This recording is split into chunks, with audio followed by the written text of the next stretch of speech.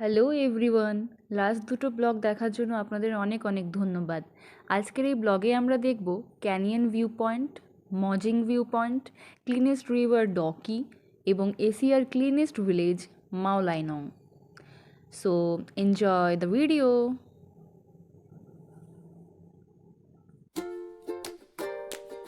আজকের ট্রিপটা আমরা বাসে করব। সকাল 7:30টায় আমাদের বাস ছাড়ার টাইম, তাই তাড়াতাড়ি আমরা বেরিয়ে পড়েছি। পৌঁছে গেলাম ট্যুরিস্ট ইনফরমেশন সেন্টার। আমরা যে বাসে যাব তার জন্য সিট বুক করতে হবে, যা আমরা আগের দিন এসেই বুক করে নিয়েছি। আর বাকি যা ফর্মালিটিস আছে বা পেমেন্টসগুলো বাকি আছে সেগুলো করে তারপরে আমরা তাড়াতাড়ি করে বাসে উঠে পড়লাম। আমাদের বাস ছেড়ে দিয়েছে। কারেক্ট টাইম থেকে একটু ডিলে হলো, কারণ বাকিদের সবার এসে পৌঁছোতে এবং ফর্মালিটিসগুলো কমপ্লিট হতে একটু টাইম লেগে গেল। এখানকার ওয়েদার একটু অন্যরকম। সূর্য ডোবার সাথে সাথে প্রচুর ঠান্ডা লাগে, গায়ে একটা সোয়েটার দিতেই হয়। আবার রোদ ওঠার সাথে সাথেই প্রচুর গরম লাগতে শুরু করে, তাই সবার উঠতে হয়তো একটু লেট হয়ে গেছে।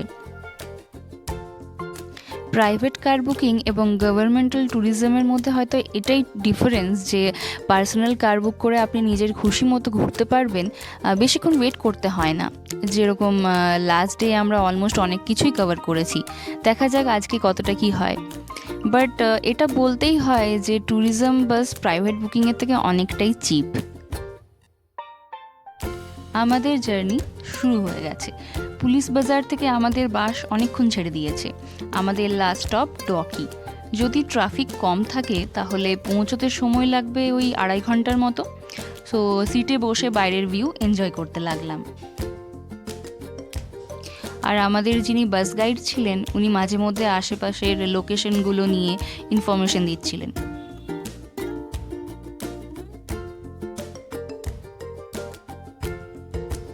দেখতে দেখতে পৌঁছে গেলাম ক্যানিয়ন ভিউ পয়েন্ট।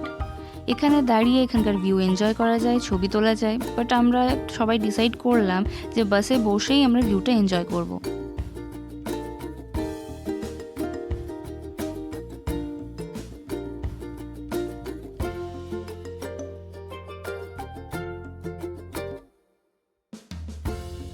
পৌঁছে গেলাম মাজিং ভিউ পয়েন্ট।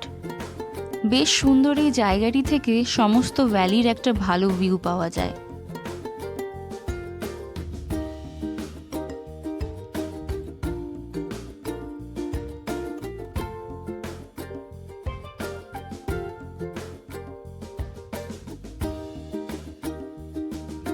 এখানে ওই 15 মিনিট মতো কাটিয়ে চা বিস্কিট খেয়ে আমরা এগিয়ে গেলাম ডোয়াকির জন্য।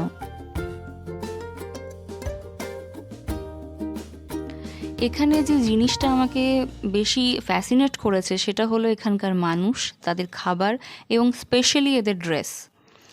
খাবার বলতে মনে পড়লো আমরা এখানকার স্পেশাল কিছু কুজিন ট্রাই করেছি। ডোয়াকি পৌঁছতে পৌঁছতে আমাদের প্রায় 3 ঘন্টারও বেশি টাইম লেগে গেছিলো। একে পুজোর টাইম, এখানে প্রচুর মানুষের ভিড়, তারপরে রাস্তায় প্রচুর জ্যাম, তারই মাঝখানে আমরা বাস থেকে নেমে কখনো হয়তো ছবি তুলছি, কখনো হয়তো গল্প করছি। পাহাড় থেকে অনেকটা সমতলে হওয়ার জন্য এখানে গরমও প্রচুর। বাসের সবাই আমরা বিরক্ত হয়ে গেছিলাম। ওয়েট করা ছাড়া আমাদের কোনো উপায়ও নেই, বিকজ পাহাড়ি রাস্তা, রাস্তা খুবই সরু। যাই হোক, থেমে থেমে ফাইনালি আমরা ডকি পৌঁছে গেছি। কি আনন্দটাই না হচ্ছে, ফাইনালি এতক্ষণের অপেক্ষার অবসান হলো। অনেক শুনেছি এই নদীর ব্যাপারে, ব্লগ দেখেছি, ছবি দেখেছি, ক্লিনেস্ট রিভারও বলা হয় একে। বাস থেকে নেমেই আগে আমরা লাঞ্চটা সেরে নিলাম। পাশে ছোট ছোট দোকান আছে যেখানে ভাত, রুটি, তরকারি সব কিছুই পাওয়া যায়। দেন আমরা টিকিট কাউন্টারে চলে গেলাম, সেখানে টিকিট কেটে অপেক্ষা করলাম আমাদের বোটের জন্য। পার বোট মিনিমাম 3 পার্সন, তার কমও যাওয়া যেতে পারে, বাট একটু সস্তা হয় ওই আর কি। ওই যে দূরে নদীর ওপারে যে শেডগুলো দেখা যাচ্ছে ওটা হচ্ছে বাংলাদেশের বর্ডার। ভাবুন তো, ওটা পেরোলেই বাংলাদেশ ঢুকে যাব?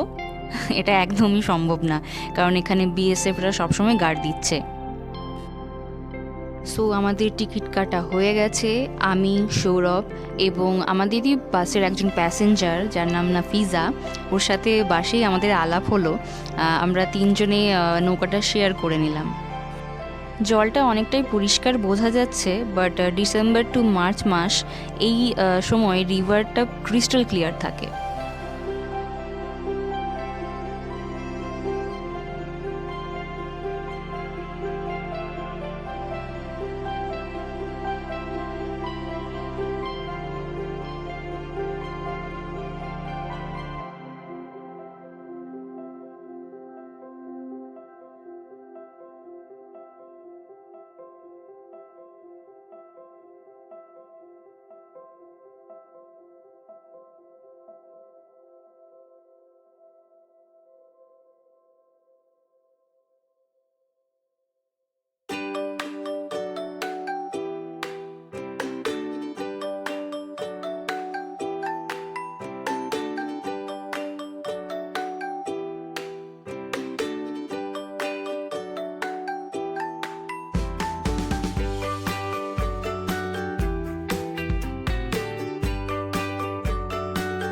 দেখতেই পাচ্ছেন সন্ধে নেমে গেছে প্রায়।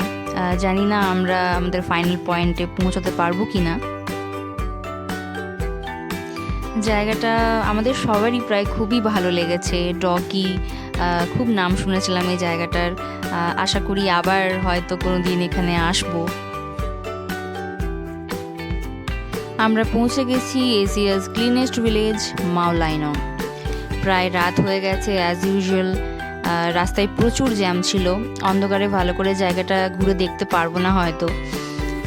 খুব খিদে পেয়ে গেছে। এখানে আবার 8টা বাজতে বাজতেই সমস্ত দোকানপত্র বন্ধ হয়ে যায়। তাড়াতাড়ি করে ডিনারটা সেরে নিই, কারণ আমাদের পৌঁছতে হয়তো রাত 12টা বেজে যাবে। জানি না গিয়ে কোথাও খাবার পাবো কি না।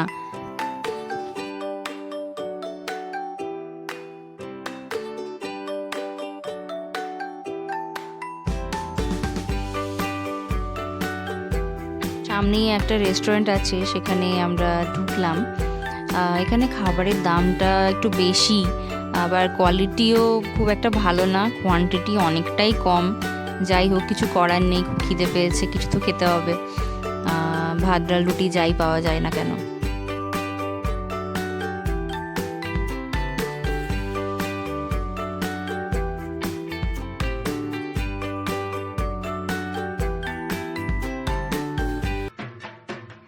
অবশেষে আমরা পৌঁছে গেছি পুলিশ বাজার। এখান থেকে হেঁটে আমাদের হোমস্টে মাত্র 5 মিনিট। বাট বাস থেকে নেমে দেখি সে কি, এখানে তো প্রচুর ভিড়। মানে ঘোরার মাঝে তো ভুলেই গেছিলাম যে এখন দুর্গাপুজো চলছে, রাস্তায় মানুষের প্রচুর ভিড়। তো ভাবলাম যাই একটু প্যান্ডেলে ঢুকে ঠাকুরটা দেখে আসি। বাঙালির মন তো, দুর্গাপুজো সরানো যায় না। খুব সুন্দর প্রতিমা হয়েছে। মানে আপনাদের বলেছিলাম আগেও যে এখানে প্রচুর বাঙালি আছে, তারাই সমস্তটা আয়োজন করে। আর তারা কিছু কালচারাল প্রোগ্রামেরও আয়োজন করেছে। ছোট ছোট বাচ্চারা সেখানে নাচ গান আবৃত্তি, কিছু কম্পিটিশনও দেখলাম পার্টিসিপেট করছিল।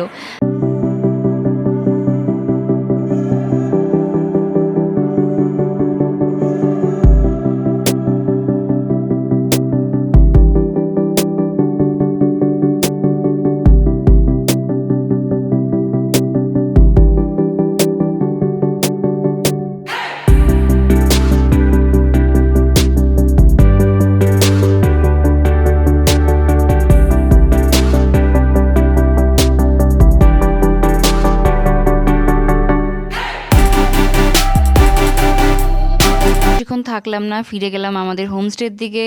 প্রচুর টায়ার্ড লাগছে, কাল আমাদের লাস্ট ডে, তাই ভাবছি আর দূরে কোথাও যাব না, কাছেই কোথাও ঘোরা যাবে। সো বাকিটা নয় নেক্সট ব্লগের জন্য তোলা রইলো। Thank you for watching the video. Please like share করবেন আমার ব্লগটা, অ্যান্ড বাই।